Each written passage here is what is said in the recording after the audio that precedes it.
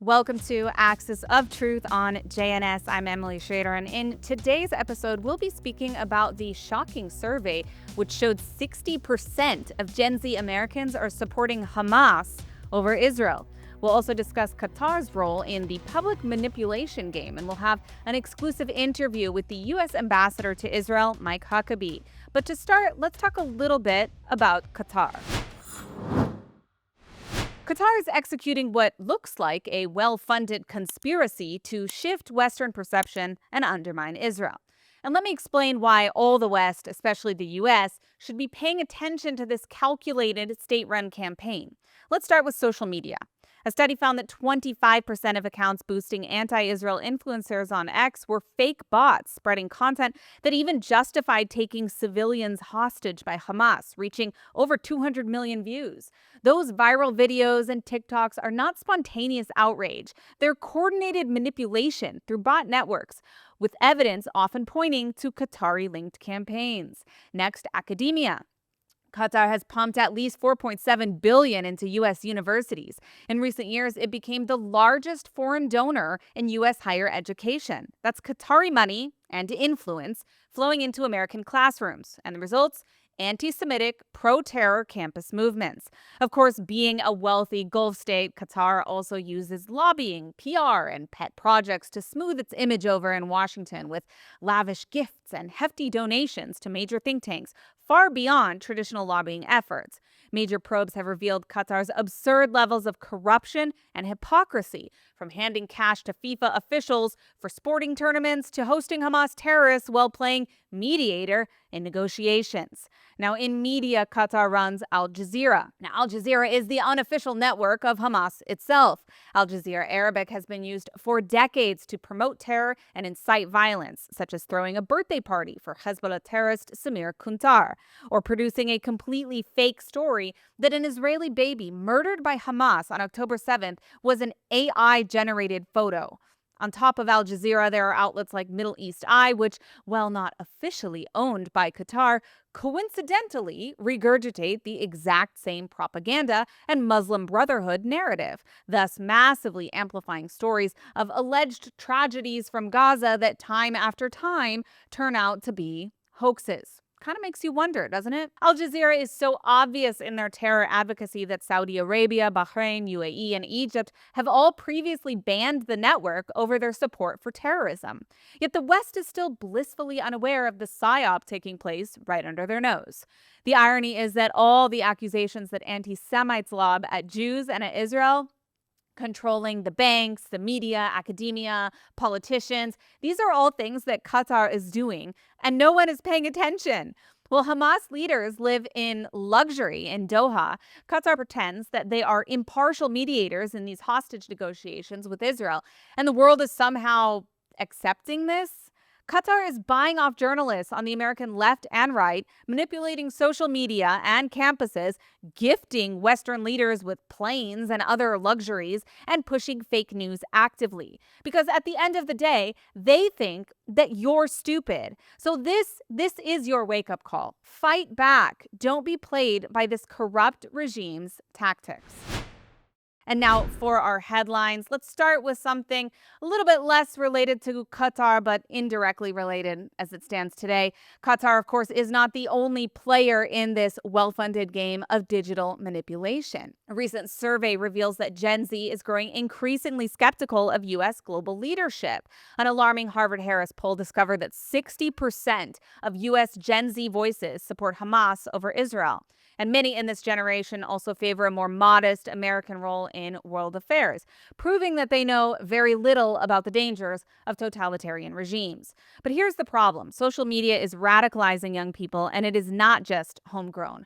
Authoritarian states, including China, Russia, Iran, and Qatar, are subverting the digital public square. According to the Network Contagion Research Institute, the manipulation on TikTok in particular is proven through data.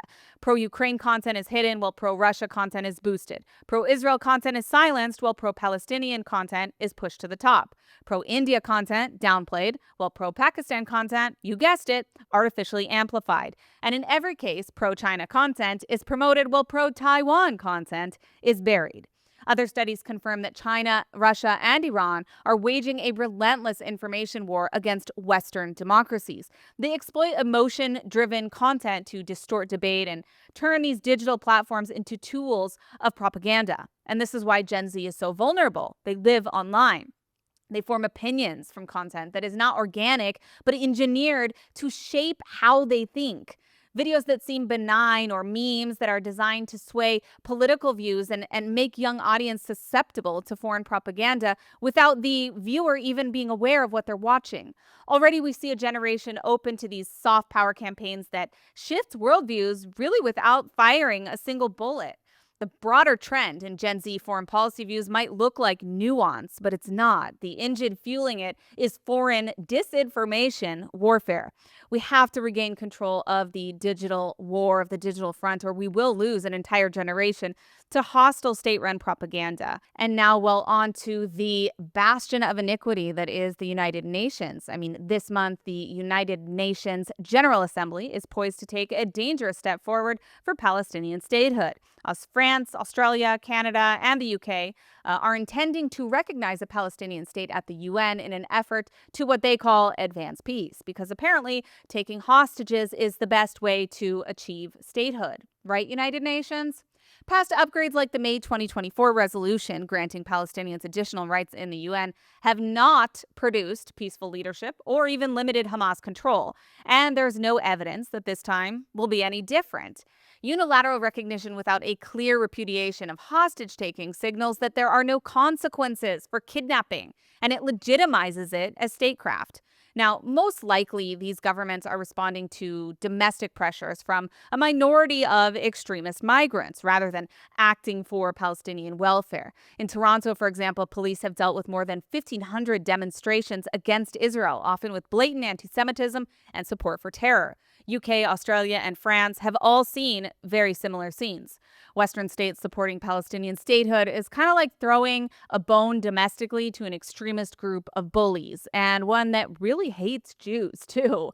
Data shows a sharp rise in anti-Semitic incidents globally since October 7th. The UK recorded 2,000 incidents in the first half of 2024. France reported nearly 1,600 incidents, with lynch mobs in Amsterdam to vandalism of synagogues in France to violent assaults all around the world. The reality is that a Palestinian state will not stop terrorism, nor will it alleviate these countries of their responsibility for dealing with their own extremists. The moral cowardice that we're seeing from these leaders like Macron is sickening, and it won't save these countries from the extremism that they've allowed to thrive within their borders. Well, we will be watching closely to see how these events end up at the United Nations, but I want to introduce now someone who's been an incredible ally to the state of Israel, in addition to a staunch critic of the Islamic regime in Iran.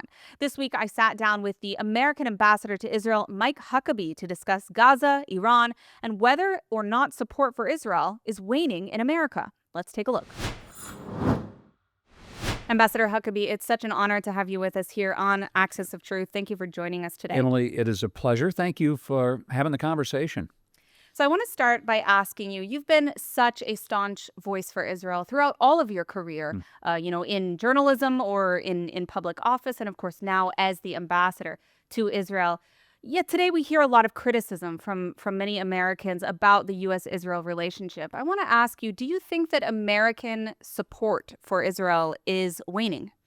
I don't think it's significant, but there are some very loud voices that are calling for America to be more isolationist, not just with Israel, but with everybody. It's a lot of people not understanding that President Trump's view of America first has never meant America only. We live in a world, and we have to participate in that world. But there are some people who really have taken an isolationist position that we shouldn't be involved in anything. Look, I think we ought to be America first. Just as I would expect Israel to say it's Israel first. Of course it should be. But we cannot live in this world when many of the threats that are directed against Israel, they're threats against the United States. Israel's enemies are our enemies, just like Iran. It's always been, for 46 years since the Ayatollahs have taken over, that they've said death to Israel, and immediately after that said death to America. They've always viewed Israel as the appetizer, the U.S. as the entree. I want to ask you more specifically about this. You alluded to the fact that there are many who are advocating for America first, but as you Yeah. say, it's not America only. Unfortunately, we've also seen this happen within the evangelical and the Christian community in the United States, an increasing number of people criticizing Israel, some of it really in quite bad faith. Yeah. Is there waning support on the Christian side, whether in the United States or globally, for the state of Israel? I think in some of the younger Christian populations, there's a challenge we've got to face. We need to address it. And believe me, many of us who have been longtime supporters of Israel who understand not only the geopolitical version and why that's important, because it is, but also the biblical reason.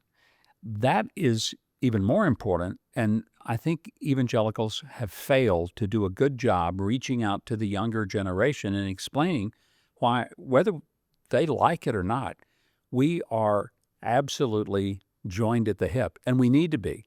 We need to be biblically, but we also need to be geopolitically. And it's one of those things that the truth is the best weapon we have. So if we can do a better job of explaining, not just you have to feel this way, because you don't have to feel this way. When you know the truth, you're going to want to feel this way. You're going to want to say, well, of course I'm going to be supportive of the Jewish people in general and of Israel specifically. You know, we've heard a lot of criticism from some of the pundits, also even members of Congress in some cases. Marjorie Taylor Greene, Tucker Carlson is one that comes to mind, of course, speaking about Christian persecution. What they say is by Israel. What is your take on this as the ambassador to Israel, the persecution of Christians, both Palestinians and domestic within Israel? They've accused Israel of all manner of things that seem to be completely fantastical, but I'd love to get your Yeah. take on it. It's interesting, most of this criticism comes from people who either have never been here ever, or if they have been here, they've been here for 2 or 3 days and they talk to people in Bethlehem, and suddenly they're experts. Look, let me tell you, I've been coming here for 52 years. My first trip was 1973 when I was 17 years old. I've been here over 100 times. I've spent countless hours, months, years in this country. I would say the opposite is true. It's not that Christians are penalized. It's not that Christians are in any way harassed. I'm not going to say sometimes you'll find somebody that maybe they don't like Christians. This is a free country. People can have difference of opinion. But here's what I'll tell people anywhere in the world. This is a country that protects not just the rights of Jews to go to their holy sites, but protects the rights of Christians. And most importantly, they protect the rights of Muslims to go to their holy sites. Now, if I go to the PA, there are places there that my rights as a Christian and Jewish rights as Jewish people are not necessarily protected to go very easily and without some complication to holy sites. 80% of the Bible happened in Judea and Samaria. So you would think, well, that's going to be an open place for believers to go, whether they're Christian or Jewish or Muslim. Not so much. And so I would just again say, the truth will set you free. And there are a lot of things that are being said about Israel that are simply untrue. And we got to push back against the lies, because some of these lies are vicious. Some are just out of ignorance.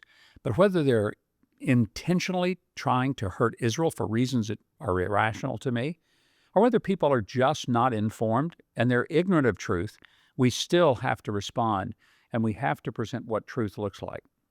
Now, when it comes to Gaza, I want to speak more about your visit with the Gaza Humanitarian Foundation. But first, I do want to stick to the Christian issue just to start with. Yeah. Israel's received a lot of criticism. First, there was the false accusation about the attack on Al Ahli Hospital, falsely claiming that Israel killed 500 people. In fact, it was an Islamic Jihad rocket. We also have a Catholic church that was damaged. It was not the target, but it was damaged in a strike. And I believe there are several members of the very, very small Christian community that remains in Gaza who have been killed in this war. What is the U.S. administration's response to that? Well, we first of all join with Israel in showing deep regret that anyone that was an unintentional target in the war was killed. It's one of the reasons that I think President Trump has been so adamant, saying, let's get this ended. But by his comments, he does not mean, hey, Israel, why don't you just give up and quit and let Hamas win? He's been forcefully clear that the reason there's such a mess and that it's gone on for 22 months is not because of Israel, it's because of Hamas. He's also made it very clear we've got to stand with Israel, and we have to make it clear demand of Hamas, you have to go. You can't stay. You can't govern. Let all of the hostages go. Not a few, all of them. Let them go. And the president has said Hamas has no future in Gaza. He means it. And I've said repeatedly, leaving Hamas in Gaza would be like leaving the Nazis in Germany at the end of World War II, which would have been unthinkable.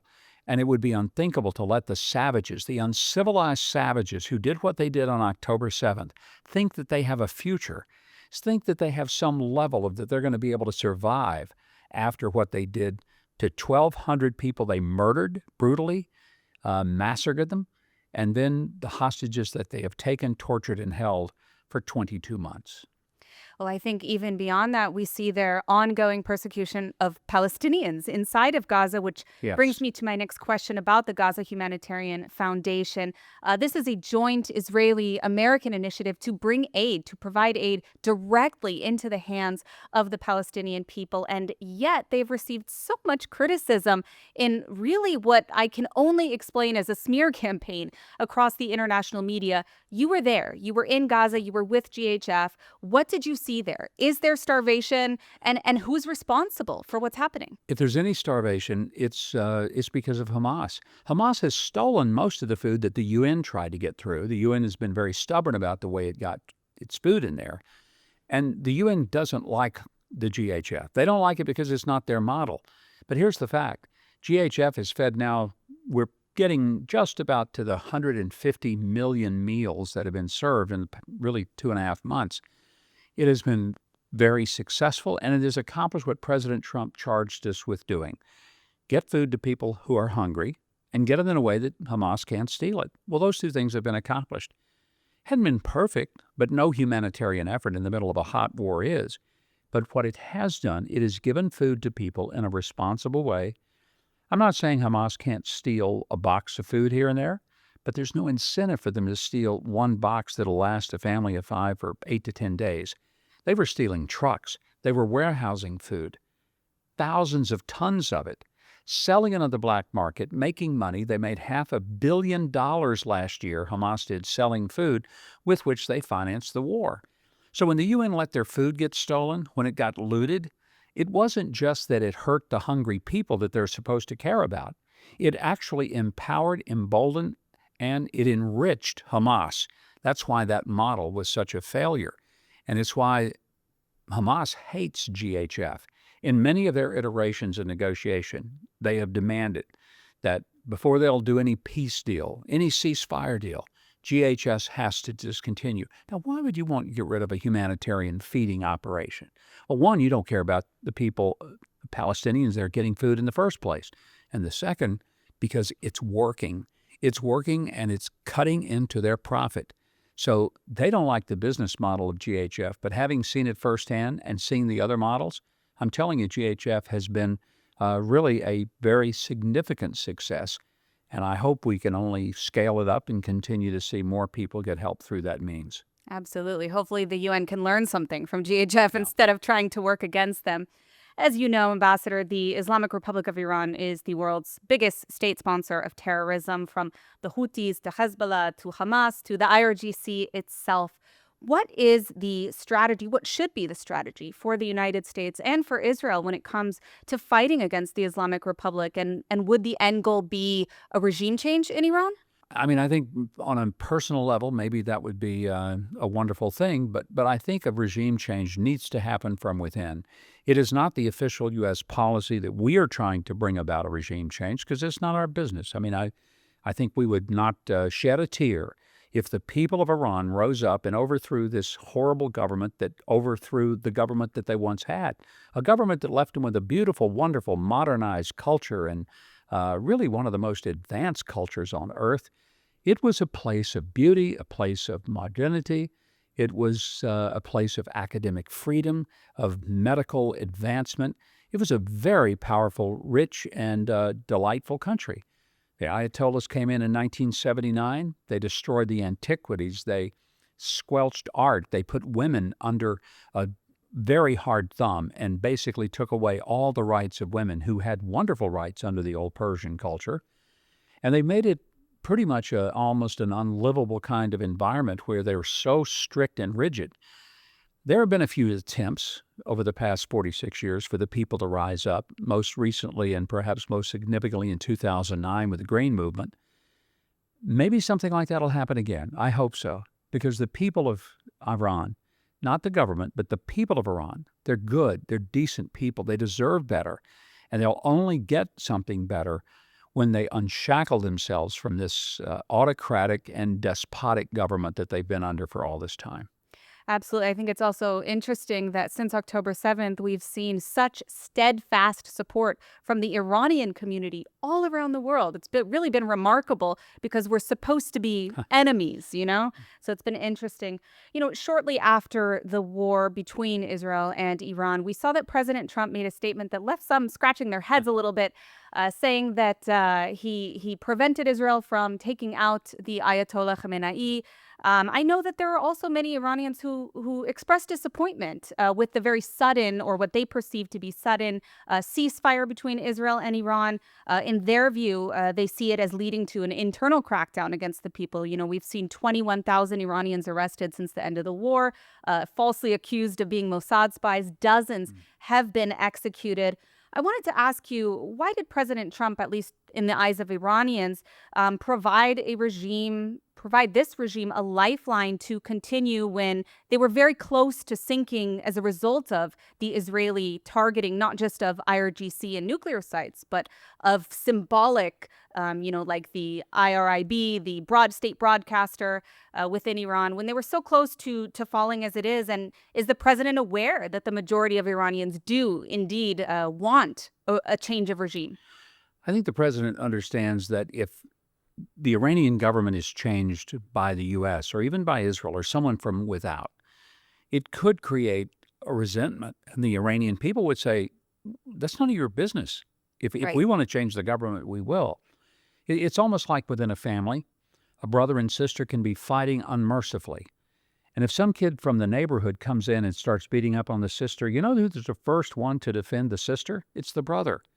So it's not uncommon that you can say a lot of things within your family, but if someone from outside your family comes in and starts criticizing, the family pulls together. Of course. Nobody wants to see that happen, because the worst thing is to further embolden and empower the Iranian regime. So the president, I believe, has taken the position that we need to attack Iran militarily, stop their nuclear aspirations. That's a threat to America. We have a right to stop that. We have a right to intervene militarily. But it's only the people of Iran who have really not just the right, but they're the ones with the responsibility to unshackle themselves from this horrible regime that has made their lives a living hell over these many years.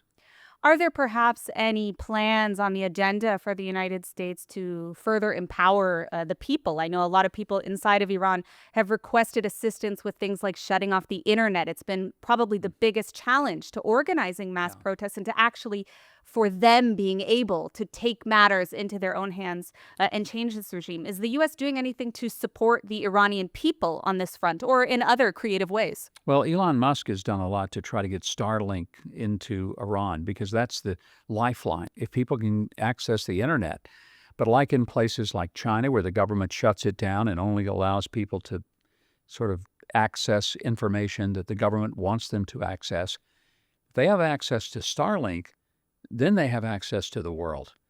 So there's been a lot of efforts to try to make that available to people there. That's one way that is happening. A lot of it is private sector more than it is a government doing something. But those are the key factors, and nothing short of the internet, having access to the world, is really going to make a change. Now, I want to ask you, there's been a lot of talk lately about AIPAC, the American Israel Public Affairs Committee, and with that has come a very strong and, in my opinion, disturbing demonization of the U.S. Israel relationship. As the American ambassador to Israel, I wanted to ask you your take on why Americans should support Israel, and furthermore, why this relationship benefits the United States. I get really frustrated when I hear Americans say, oh, we're doing so much for Israel. We're just doing all this stuff for Israel. What they need to understand is what Israel is doing for us. The relationship is not one way. Israel is not just a friend or an ally. It's a partner. It is a unique relationship that we have with Israel, unlike we have with anyone else.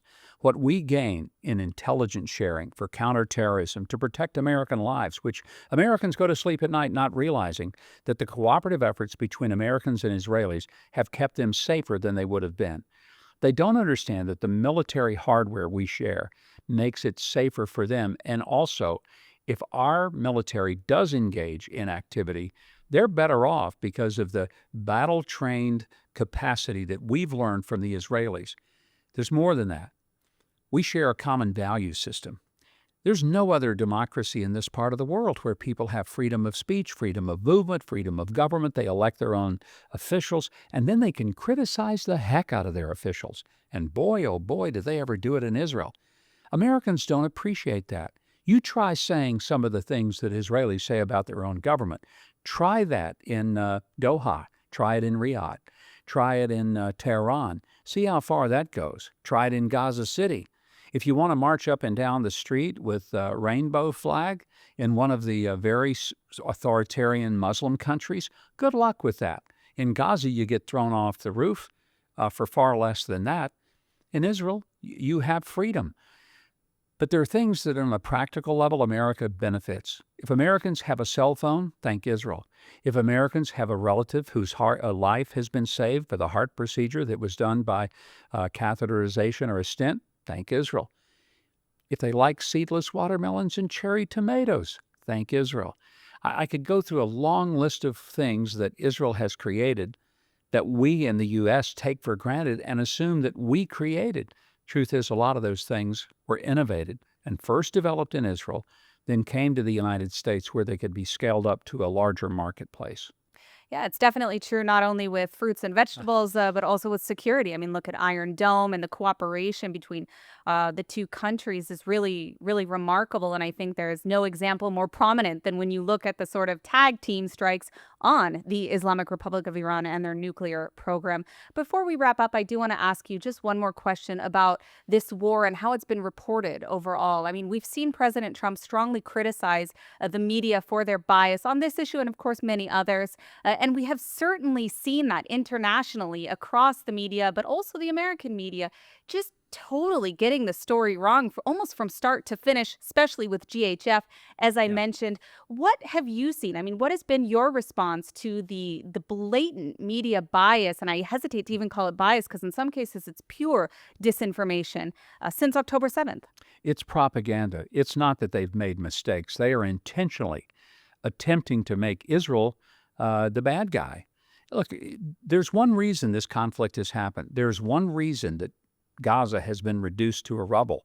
There's one reason that anybody there is hungry. If it may not be mass starvation, but if anybody's hungry, they're hungry because Hamas stole the food that was intended for them. But let me give you some specific examples of how recklessly irresponsible the media has been. When the GHF first stood up, there was a report that 27 people were murdered at the feeding site. This happened on a Sunday. We'd only been in business a couple of weeks. First of all, we had video. We knew. We had video monitors of the whole thing. Nobody got hurt. Nobody got killed. Nobody so much as scratched their foot that day. And yet the New York Times, CNN, BBC, Associated Press all ran with the story. Where did they get that story? Oh, from the Gaza Health Ministry, which is Hamas. Hamas puts propaganda out. UN-affiliated NGOs pick it up. They give it to the UN. The UN then reports it.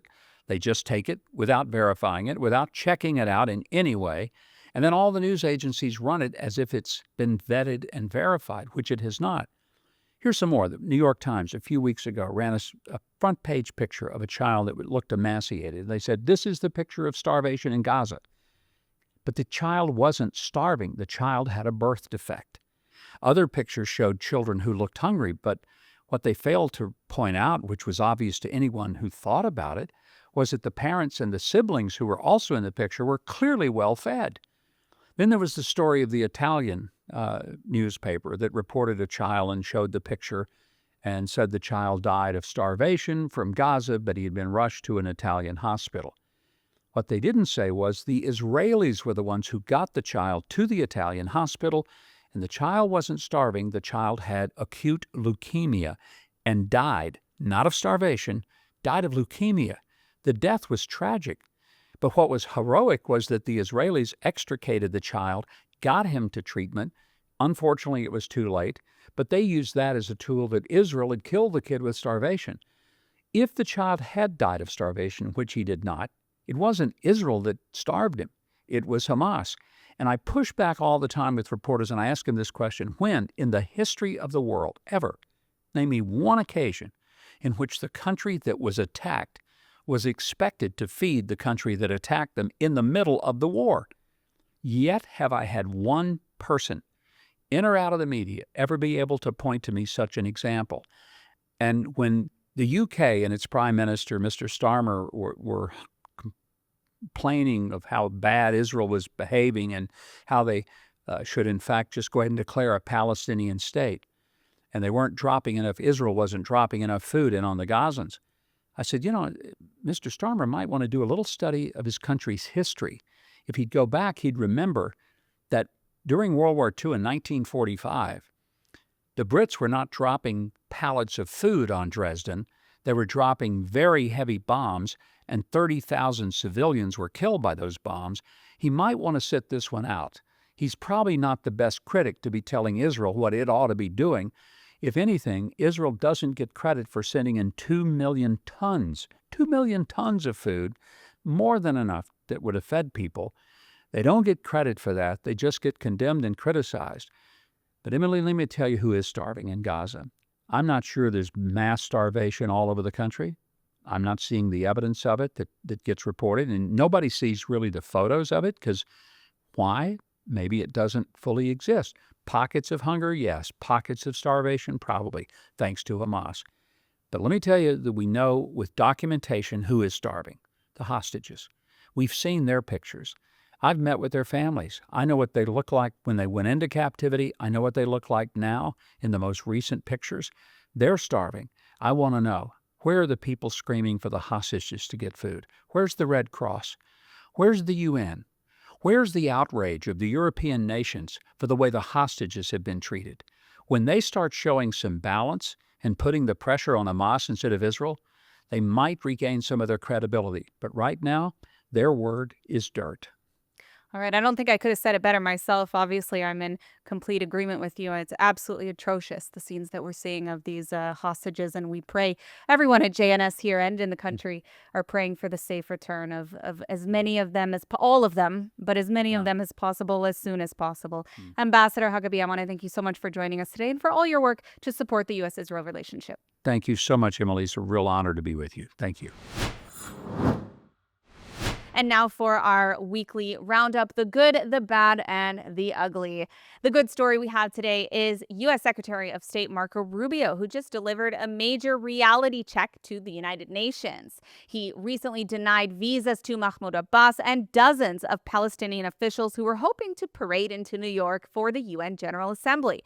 Now, remember, at the same time, countries like France, the UK, Canada, and Australia are talking about recognizing a Palestinian state in the UN, even while Hamas is holding hostages. The visas were denied over the Palestinian Authority's ongoing support for terrorism.